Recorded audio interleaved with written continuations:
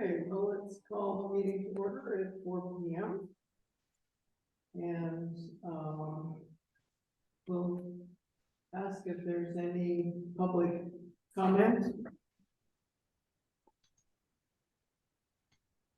Okay, please.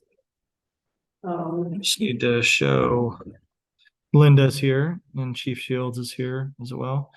So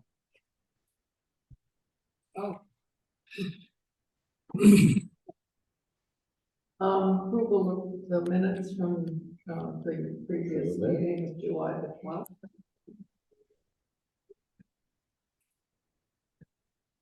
you're good. You made the motion to approve them? Yes. Yes. Can everybody still hear us? Patty? Yes. Okay. Okay, Patty, are you ready? I am. Give me Great. one second. Give me 1 second, Patty. Hold on. Okay.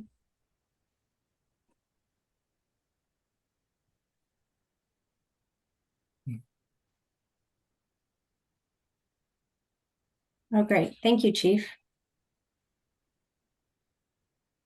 So today I'm presenting August warrants totaling $31,329.93.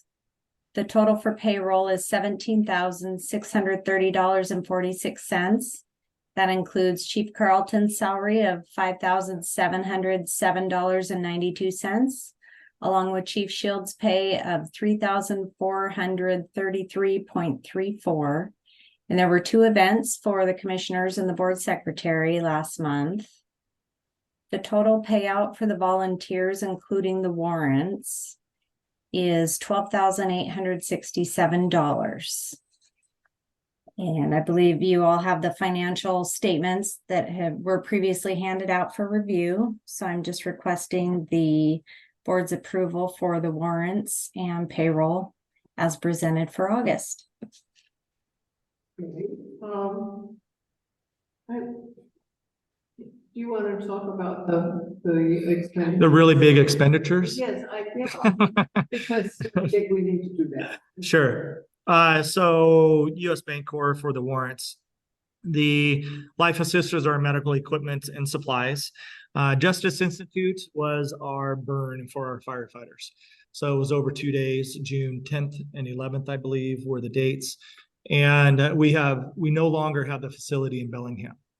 So our costs have gone up exponentially to find a location for conducting live burns and training for our firefighters. And I do that and have a very strong history of doing that once per year. Our costs have gone up. So Canadian, this was about $9,000 Canadian. And it was over $7,000 US for 2 days. And those were 2 full days of burning. All crews, all shifts got to go through that burn process. And it was a great experience, but it's up at Maple Ridge now. So in Canada. So that's our closest burn facility now for Class A burning. We've tried to get into Boundary Bay Airport with Delta Fire Rescue, but at this point they have a brand new facility over there. It is a gas facility, but they've had no interest in letting us into that facility at this time, which is only about 20-25 minutes away, which would be incredible for us because if something really big happened here, we could still respond back, right? But we really can't respond from Maple Ridge. So over 2 days, 4 shifts burned up at Maple Ridge. We also did extrication. So each shift got a car to practice extrication drills on as well. So that's the big one. Motor trucks is engine 5803 for repairs and DK diesel. That was our red ambulance, our 2007 858. We had a coolant leak on that, and it had to go in. So none of these are planned, and you can see how much it adds up very, very quickly within the repairs when they're not planned or we don't assume that we're going to have problems. But so that's that. Wex Fuel obviously is Wex, Snur Law Office. He's been helping us get to everything together for the levy, and then duty supplies for the marketplace. Okay. Any concerns? That's great. Do you want to make a motion? Yeah. You make the motion. Okay. he's moving that we pay the warrants for $31,329.93 and a total payroll of $17,630.46. And you agree? Yes. Okay, that passes. And Commissioner Harper has just arrived. Thank you. Sorry you couldn't get in online, Commissioner. I'm not sure, but thank you for coming in person.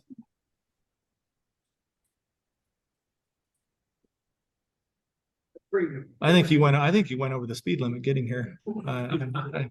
Maybe a little bit. So, okay. So what's that? All right. Oh, and I just have one quick update just on the budget as of August 31st.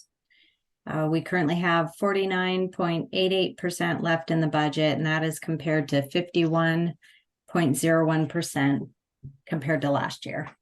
Yeah, let me Well, we've had some major bring that back up. repairs. So what she just stated is right here and the total budget remaining. And the different divisions that we have and what's remaining in those divisions. Any questions that you have? No, not really. We'll just move right along. Correspondence. Correspondence, got correspondence from John Lesow dated August 2nd. That was an email and provided to our secretary. No other, we got a thank you letter for the CPR class that we did in Maple Beach, I should say an email, but we've trained 17 people over the last week and a half. We're looking at another CPR class this weekend. So hopefully by the end of the summer, we can have close to 100 people trained. So those are the correspondence. And your report. Okay. So the chief's report for August 2023 for the month of July 2023. We're still in wildfire season, so I would like everybody to keep vigilant on looking out for fires. If you see burning, please call 911. We'll go out, check to see if it's a propane fire pit because sometimes those look very real. But if you smell or see any type of burning, please call us and let us check it out so we can keep the community safe. Some people think they may be able to burn just because it's been raining a little bit, but this rain has not done any effective change to the fuel moistures of the grasses and the trees. So please understand things are still extremely dry and we're still in a burn ban. Open house is on this Saturday, August 12th. Come enjoy the day with us. Helicopter is supposed to be skids down at 11. I contacted them yesterday. They confirmed their participation. So I think they're going to be on second call for us. So unless they get really, really busy, they would not be able to make it, but hopefully they'll get here. So skids down at 11 if you'd like to come and see the helicopter land. For the apparatus, we had 2 repairs. We had Aid 58 went in for the coolant leak. And then this month we also had Chief 58 went in to repair my radiator, decided to go with 2 hoses and that had to be fixed at the Chevy dealer. So I actually rented a vehicle and we have a corporate account with Enterprise down in Bellingham. So that went very smooth. And I was driving around very incognito for a couple days and had to respond to a cardiac arrest in the vehicle with my hazards on.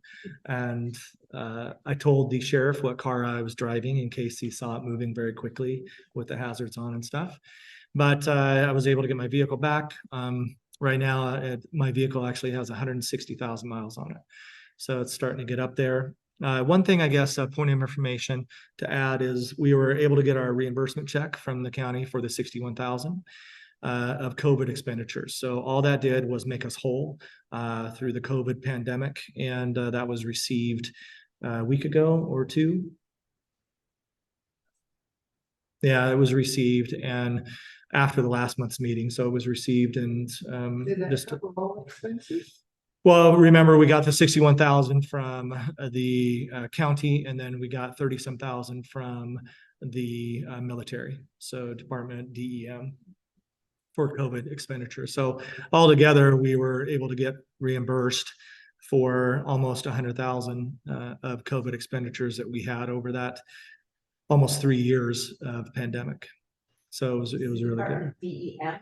Yeah, I went through the military, but I let me double check to see. I think it might have came out of FEMA, but they were doing the grant reimbursement for us. So the military department was doing that. So I'll get you the exact. So yeah, but it came out of, I think, FEMA reimbursement funds for that.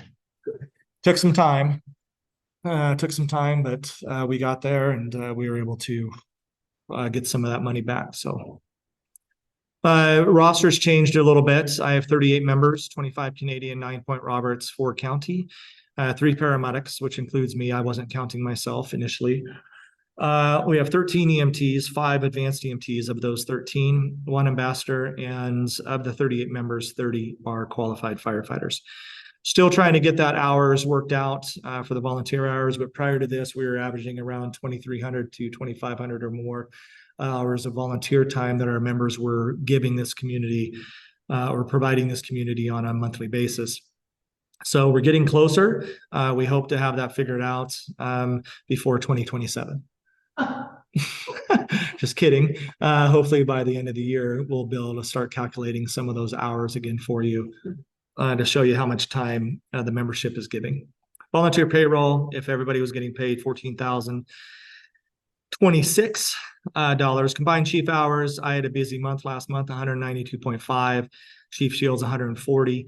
Combined 332.5. My hours were up because we had the May Day course over, and I was participating in that, obviously, and entertaining the 3 instructors that we had from the outside. But that went over a 3-day period with them as well. So I had some extra time inside the fire hall and on duty. We had 39 calls last month, 9 EMS calls. We had 8 no transports and 1 rendezvous with North Whatcom Fire Rescue on a BLS call. We had 14 community paramedic visits to in-home people. And we had 2 public service. We had 13 classifications for fire. We had 2 permitted burns, 3 illegal burns. We had 4 false alarms. We had 1 power issue, could be lines down as well. We had 1 wrong address dispatched. We had 2 water rescue classifications dispatched and 1 water problem. That completes my chief's report for the month of, in August, for the month of July, 2023. Do I have any questions?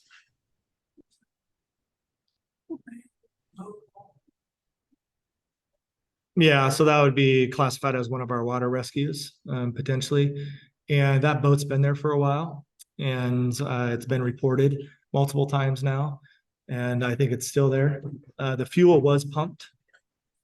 We haven't gone out there to look, but the fuel was pumped out of it.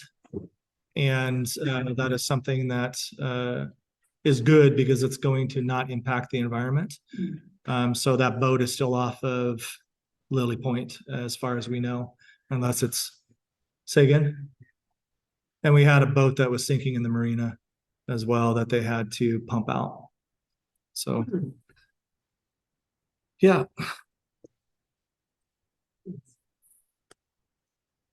Okay. Any unfinished business I'm not aware of? New business. Is that That'd be Tony. Tony? Yeah. So Tony Kelly's from Kelly Insurance. He helps us obtain insurance through ESIP, which covers the district and all of our infrastructure. So Tony, I'm gonna bring up, if you wanna, I'll leave you on for a minute and you can introduce yourself to everybody. And then when you're ready, let me know and I'll bring up the document. Thank you, Chief Carlton. Honorable Commissioners, Secretary, Finance Manager, thank you all for inviting me to your meeting, and thank you for your business as well. We're going to look through the Emergency Services Insurance Protection Program, the insurance policy for Whatcom County Fire Protection District Number 5, also known as Point Roberts Fire and Rescue. Chief Carlton had a couple of concerns that we addressed And one of them was he had a question about the ATV that you have, and we discovered that that is covered under your portable equipment coverage. And you'd mentioned Lily Point, and I think specifically that was sort of meant for off-road and in particular for getting people on Lily Point. So just to confirm that, Chief Carlton, and I'll look forward to answering any questions that you may have, and we'll go over the proposal in detail. Okay, I'll bring it up.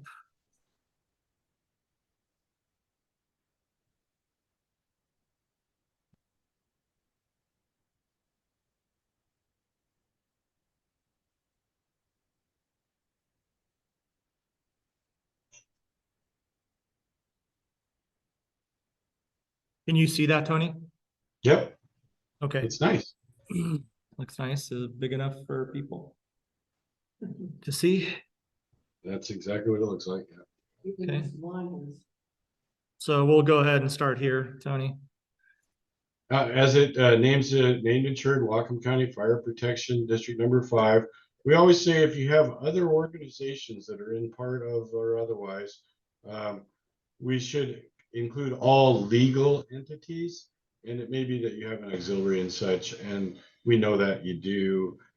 So if there's any need for them to be additionally listed, we can certainly do that, or your cadet program or anything of that nature.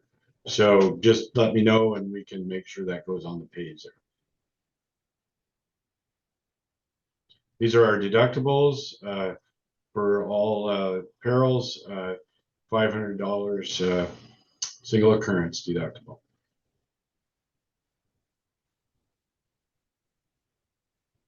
And these are our building limits and business personal property or the contents inside.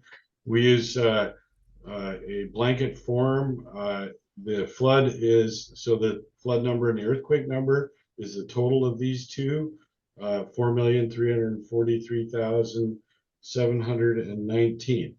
And which brings me to the point, we had asked to know what the cost was to add increased value for, and we'll catch up to that when we get to the apparatus. So there is some information that came in last hour, and I believe this might be the one if you received it. That's a good question. We'll see it in the apparatus schedule. So we just got. Yeah, let me bring that up real quick.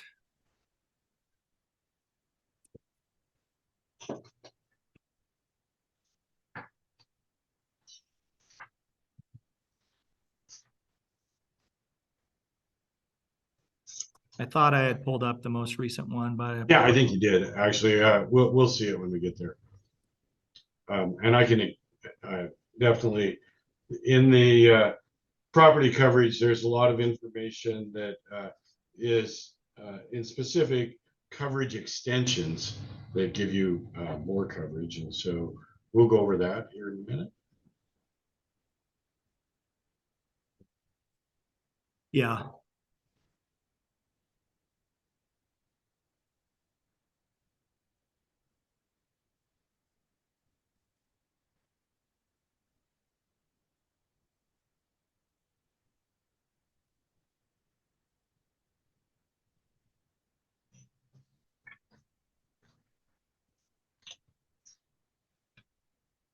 I really like seeing it on the screen. That was Yeah, I'm bringing it back up. that's a wonderful approach. And I hope the commissioners can see it as well as I can.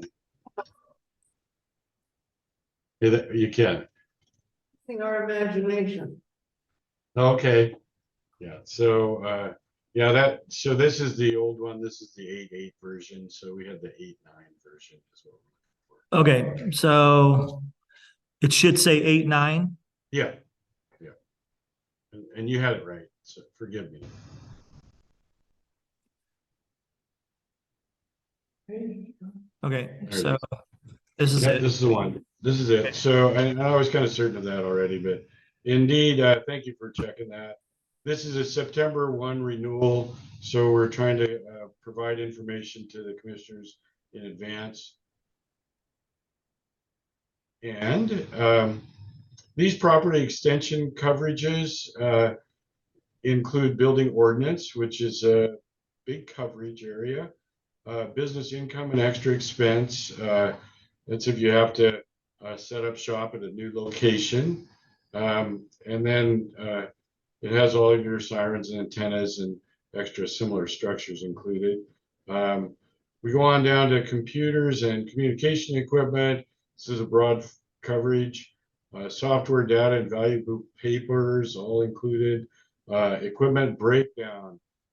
These are important this time of year when we have hot weather, when your heating and cooling systems break down. We can report claims accordingly. They're very helpful. And then, of course, if you just happen to buy a new property, we can cover that right away too for up to $2.5 million.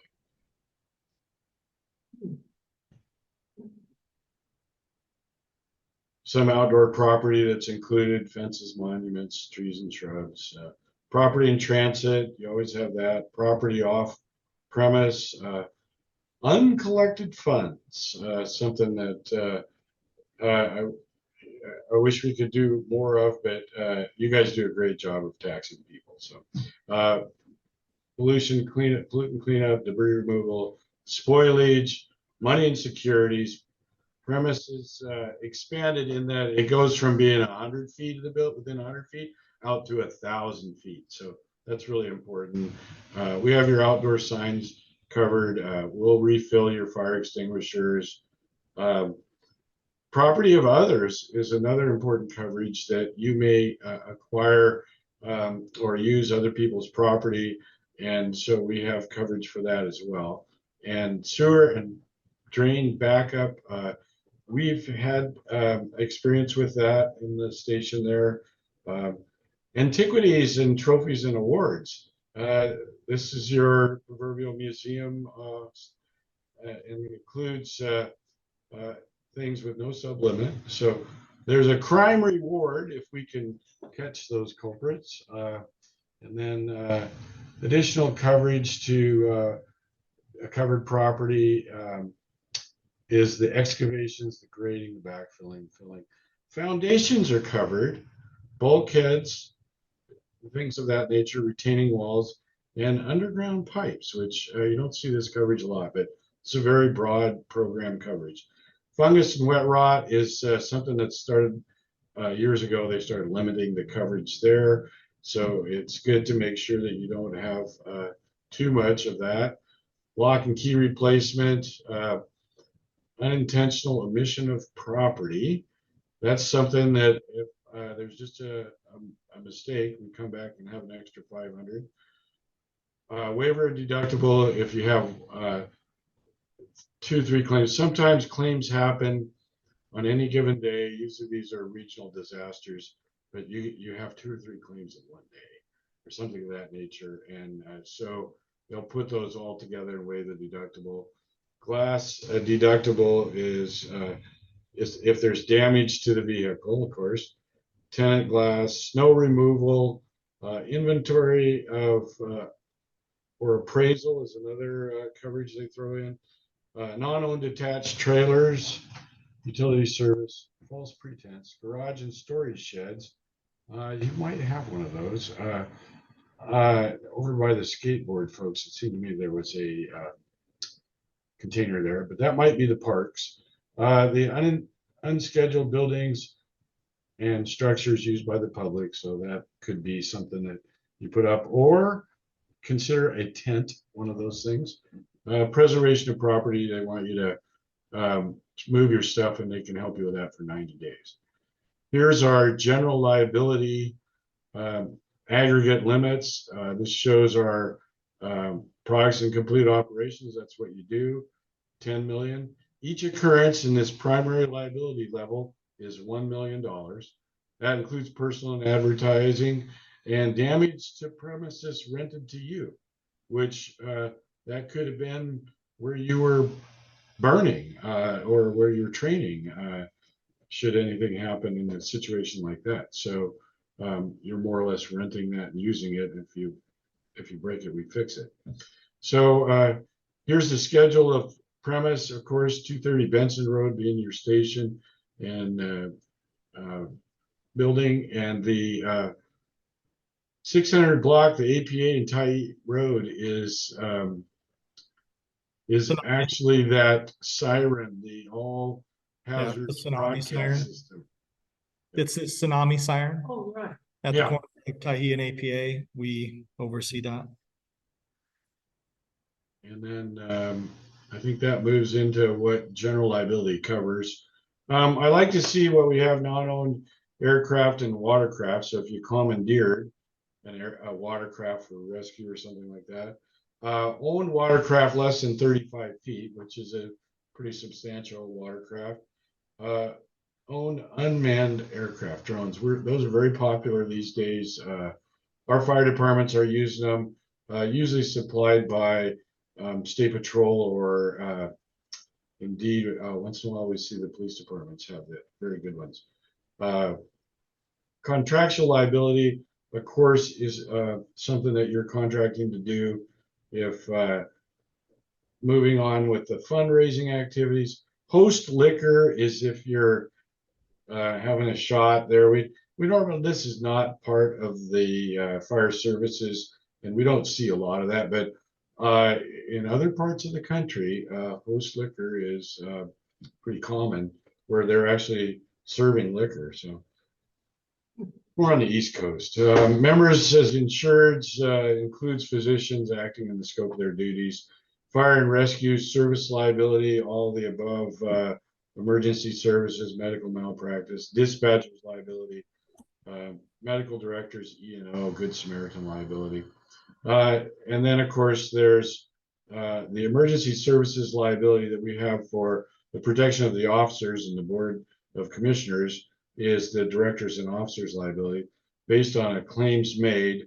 The rest of those are incidental, spousal liability, the states and heirs and representatives liabilities, all of these. The unintentional release downways there of individual identified, should that ever happen, we have liability for that. And of course, outside directorships, and it could be that you sit on other boards or something of that nature and they bring against us. So we've got a little relief there.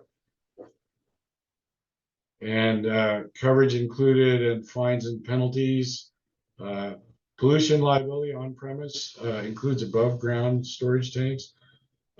So, you know, our state is fairly, I would say they're caught up. These laws go way back, but there's not a lot of underground storage tanks anymore for obvious reasons. When they leak, you don't know it. And so that's why we've gone to above ground. I presume you buy your fuel from a vendor. Off-premise pollution liability is for corrective action. This could be something that you run into with your fire scenes or something of that nature. Injury to volunteers, we have fellow member liability for bodily injury and property damage. And stopgap is for employers. That's in our state, it's a requirement. It provides coverage for third-party oversuits. Should one of your covered firefighters or members be injured, this provides protection from them, their spouse or significant other bringing a suit against you. So stopgap for your employment practices there. Property damage to rented premise and other than fire, 50,000. Enhanced property damage, bail bonds, including your expenses, 1,000 a day. Blanket additional insureds, that's we sometimes need to provide certificates of insurance to other entities that you mutual aid with, and that's what covers that. And waiver of subrogation means that your subrogation is third-party corrective action. So we're going to do any subrogating for you. Newly acquired informed organizations, if something new forms, got 180 days. And our duties in the event of an occurrence, offense, or claim, you need to let us know. So we're looking forward to hearing from you. These are limited persons required to give notice. That in particular for bodily injury and liberalization for bodily injury, including mental anguish, that needs to come from the chief, or should I say the Board of Commissioners, to give us notice on that. So general liability more, this is the network security and data breach, nearly cyber, but I wouldn't call it cyber, but it gives you a lot of coverage for the $1 million limit with a 10 million aggregate for something should happen to your computer system and you have data breach.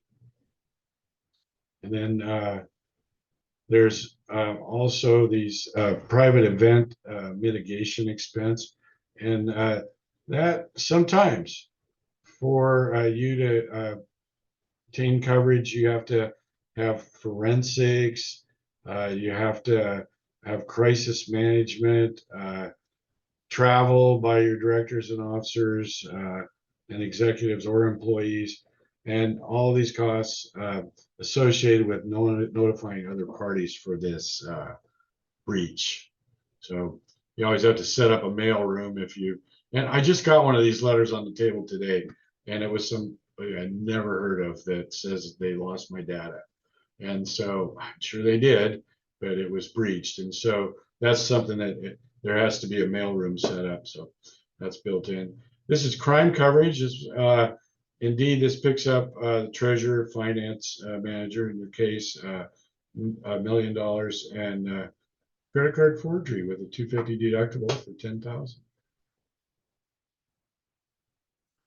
This is our business auto that includes any auto, and then of course other autos. Underinsured motors are the ones that are scheduled, so any auto that you own, and then single deductible here, $500. This is our list, and we're going over the values, and so we set those values, and if there's any adjustments made, that's for you to set those values, and we can change them accordingly. And what I've noticed is that this particular type of fire service apparatus, along with supply chain issues, there's cost. There's actually a cost of waiting, ordering the things and then actually getting them. Usually about a 2-year cycle, and it seems like the prices are increasing as daily.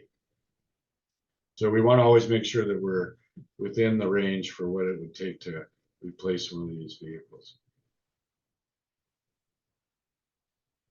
Of course, we include hired non-owned, including your own personal autos, hired and borrowed vehicles, members as insured, towing and labor for vehicles carrying physical damage. We have that. We've used that a few times. Zero glass deductible for vehicles with physical damage, fellow member liability, injury to volunteers, damage to non-owned buildings you occupy, garage liability.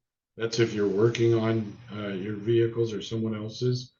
Damage to customers' autos, $50,000. We had one of those. Our tent ended up on somebody's car, and we paid out on that one. Pollution liability for pollutants. The waiver of the deductible up to $1,000. This is if you have more than one claim in a row here. Accidental discharge of airbag for vehicles carrying physical damage. Who would have thought when those things go off, and they do occasionally, they're very expensive to replace, but this will cover it. Enhanced property damage, if you have to use reasonable force to protect persons or property. Bail bonds at $5,000, and your expense again $1,000 a day. So the blanket is in there, and then the and then again here we have a waiver of subrogations, and then your duties, a limited number of people to give us notice about a claim. We like to see that come from the higher ranks, and then bodily injury and mental anguish the same, and then waiver of immunity. Physical damage coverage, we look at this as agreed value. So this again, usually this is in the case of a total loss. They're right about at 75%. Oftentimes to repair or replace, we just had a total loss on the engine. But excuse me, it was all that we thought it was a total loss. It ended up being a fix for $75,000. So we experienced that. That's not this organization. Excuse me, I shouldn't go down that road. But actual replacement cost is to include into up to current standards. Repair costs, 50%. For actual cash value vehicles, we pay actual cash value. So these would be support vehicles or passenger type vehicles. And for guaranteed replacement costs, we increase the agreed value to whatever amount is necessary. So that's something that you're at will to do. Should we note that fire engines are starting to cost upwards of $600,000 a piece, right? So, and then cost of new apparatus to the actual amount spent for repair or replacement. So I think that's getting towards the members autos for non-emergency, lessers, member deductible emergency, rental reimbursement for members autos, $1 million substitute vehicle, and $1 million for newly acquired. If you get one without giving us, we need to get notice within 60 days.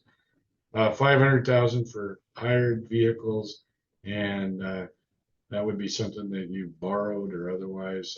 25,000 for debris removal. And then the commandeered and impounded vehicles. These are ones that you decide you need to use somebody else's rig. You get them primary coverage, and then we'll pay. Usually it's the actual cash value because they're usually private vehicles. So, and then property on loan from the federal excess program. Once in a while, we see on the east side, we see a lot of firefighting vehicles that are old federal property that are old army trucks and things of that nature. So something to get where they just loan it to you permanently. Here's your portable equipment. This is where we find the coverage for our ATVs. Chief was asking about the Kawasaki, and it's included under this portable equipment coverage. It's unlimited coverage, so it gives you those things, including patient's property, computers in transits, cost to rectify, permanently installed property off premise. Here again, we have equipment breakdown, and drones are covered. Additional living expenses for members and a deductible reimbursement for damage to members' primary residence, responding to or well at or returning from an emergency. This could be their own cars, right, on the way or coming back from an event. And then they waive the deductible up to $1,000. Here's our umbrella, and this is where we get the other 10 million primary. So you have 1 million per occurrence on your general liability, and then this additional 10 million for a total of 11. That includes up to 20 million a year, and same for personal and advertising injury. There's no self-insured retention, which means that this is first dollar. So that's in the world of umbrellas. They always call instead of deductible, they call it self-insured retention. So there's no retention. With that, there's what the excess is over your primary auto liability, your general liability. It's over top your network security and data breach, your emergency services liability, your pollution, your fire rescue services, and including the stopgap. And so that's the presentation as we know it. I think we have one more page, or let's see, we go back here, one more page down here. this is the policy premium for the year. And well, there's always the terrorism is the TRIA, which they include. We're buying it now. It's $464. But this is our annual premium. And if you wanted to take terrorism off, they would still retain that because fire is covered in the state of Washington, even if it's terrorism. And so they retain $44 if you're going to take it off. But we recommend that you keep the terrorism on there just in case. So here's our binding requirements. And most of these we can do with the chief upon your approval via DocuSign. And we will need, similar to your monthly report, an annual report for the number of members and calls and things. And that's built into the renewal application that we have you sign. There's a signed crime supplemental app that we need. The terrorism disclosure, if you're rejecting it, we're recommending not rejecting it. And then there's also a signed statement of values. And we can send you all those, except I believe the renewal application is still needs to be completed and filled out. We're not able to do that via DocuSign, but we can, once it's filled out, we can do it via DocuSign. But we can also, we can do all of those via the electronic signature. And then, of course, your additional coverage lines. We're always trying to sell you more cyber, but I believe that our data breach and is adequate unless you're out there making money with your website and giving people advice about websites. We can always look to the cyber net safe cyber liability if you need it. We've been doing without up to now. It's just something that's additional line at the very end there. That concludes my presentation of what the renewal looks like for this September 1st of 23 until September 1st of 24. So thank you, commissioners and secretary and finance manager and Chief Carlton for allowing me to present this directly to everyone. Thank you. Any questions? Concern? No, just need your approval to move forwards with it. If you guys are okay with the insurance update. Okay, who's gonna make a motion? One of you has to. All right. Yeah, as it's presented. Yeah. Okay. And so we are accepting it. Thank you. Thank you. That was a long presentation. Everybody stayed awake, so.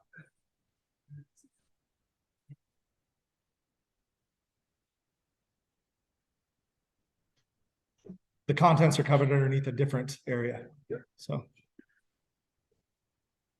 It's just the trailer that it listed, but the contents are covered underneath other area. Okay. All right, any other new business? Any concerns, Chief? Nope, I don't have any concerns. Have you guys considered using a standing Zoom link for your meetings? Yes.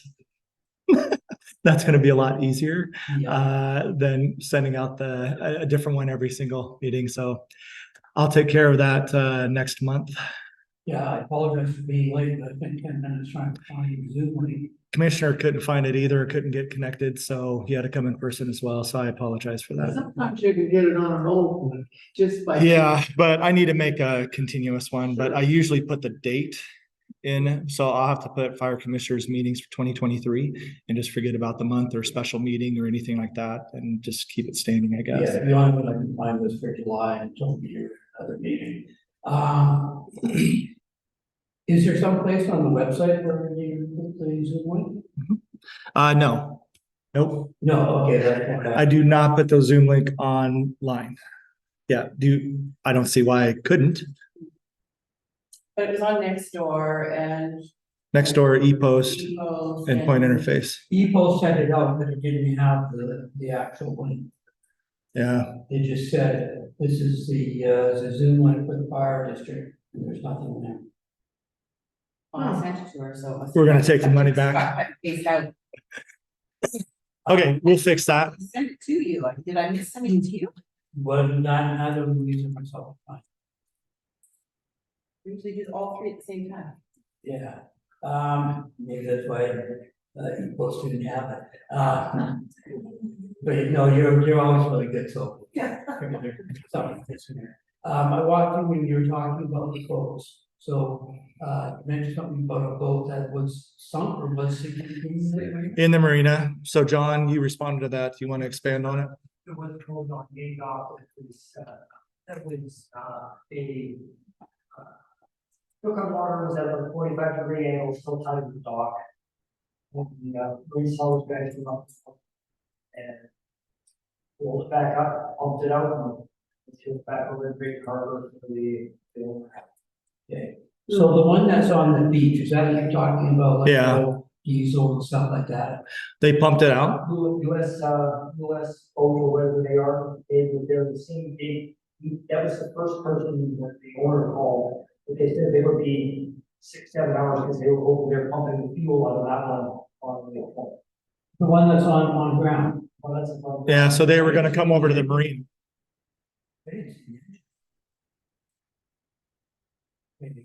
Now, the one that was anchored out quite a ways, during the Harrison fall, the hatch is open, no engine on it. Whatever happened to that, did that get picked up or did it just float around? The ones at the marina had. No, this one was off south side, probably half a mile out, and it was just anchored there. I don't either. I don't have any updates on that. We got pictures. They apparently had agreed with some fishermen, I was in the story that day, to pull them off. I don't know anything about that. And I talked to the Washington State program for abandoned boats, they didn't know anything about. Yeah, I contacted US Coast Guard on that boat and they had no interest in it if it was anchored. So whether it was had anybody around it or anything else, they'd had no interest. If it was floating, then they would have interest in it. But since it was anchored and it was just sitting there, that they had no interest coming up. Yeah. No, let me stop recording. Let me. That was so. Very much. And it was And I agree. night that they had all happened Really. with all the hatches. Because none of the lights were on. It was totally blacked out. Yeah. Yeah. Sorry, I don't have any other information on that. And how are they doing on their fire suppression system? At the marina? Yeah. We don't have one intact. None of the docks are usable by us. So actually reached out to them today because Q dock is at a 30-40 degree angle. And they're still mooring people on that dock. And there was a couple that I met today inside the cafe that were concerned about that because they were asked to moor their boat on a dock that was basically at a 30 to 40 degree angle. And they didn't want to do that. So I had them ask about T-Dock because that was the newest dock to see if they have a bigger boat. So T-Dock would be a good place for them if there's room. Not as a newspaper person, but as someone who's got 2 boats down there, I'm really afraid that galvanized boats in town. Yeah. The information I got. So happy. Yeah. Yeah. The information. One float, about that high on one end. And just tripping guys, it's worse ones out. But they Yeah. haven't repaired it for years. Yeah. I mean, it was bad shape when we were on it. Yeah. Years ago. Yeah, I want to make sure everybody sees that's Pat over there asking the questions. So I actually talked to the person who's in charge of the marina that's staying here at Seabright today. And he states that they have paper planning and everything else with the county Corps of Engineers, and they're working through documents right now to repair a lot of those docks. But I put QDoc on his notice that has something has to, if they're going to moor people there, something has to happen to that dock. And then they mentioned MDoc as well, that they wanted to do some stuff with. But for my purposes as the fire chief and sending my people down unsafe docks, I can't do that, right? Because they're already at risk in full gear, breathing apparatus. And if they fall in, that's a huge risk. But now if they go down and I'm sending them down a dock that is obviously unsafe, that's a problem for me. So I discussed that with him, and I'm going to have a meeting with him on the 28th or 29th of this month to get into it a little bit more, because I have concern, responding to those types of docks, right? And the extra risk it puts to my people. Not only the electrical issues when a dock starts twisting, and depending on how the electrical is run, if those start getting affected or broken or sheared, then that becomes an electrical hazard for us too. So I'm pushing it now, and I'll have a meeting. And again, the people that were at the cafe, if they reported, if they find out, I don't know who insures marinas, like this. But if they would report that to their insurer, I bet their insurer would have some significant discussions with them and some problems as well, insuring them when the marina is in such disrepair in some docks. Yeah. So that's a good timing because I'll have the meeting on the 28th, 29th with them. So Hopefully the board's still talking to them and go by. yeah, I think hopefully that would be a great positive for the community and for the marina, because in my mind, I struggle with why it's not a booming business, right? With our access to the lower mainland and Vancouver and everything else. And I've always questioned why they don't work with a golf course to bring in boaters to golf, right? And to have some type of shuttle back and forth. Come in more at the marina, get 10% off around the golf. Why none of that's being done? Because I think we could easily be comparable, if not more of a draw than Roach Harbor, right? Because of the draw the lower mainland has. Somebody could open up a small rental car business here, and have rental cars so people could go down to downtown Vancouver at night if they wanted to for dinner and stuff like that. I just don't understand their business plans. It's been frustrating for me to see both businesses struggle. Yeah. We can't even launch a boat from the park. You can't launch a big boat from the park. I've seen little floatables going out of Lighthouse Park, but they have to move the logs and the rocks and four-wheel drive. Yeah, I do believe so, and I think they wouldn't be struggling if they, tracked together on a business plan to support each other and to bring in business, because there's a lot of boaters that golf. So, yeah.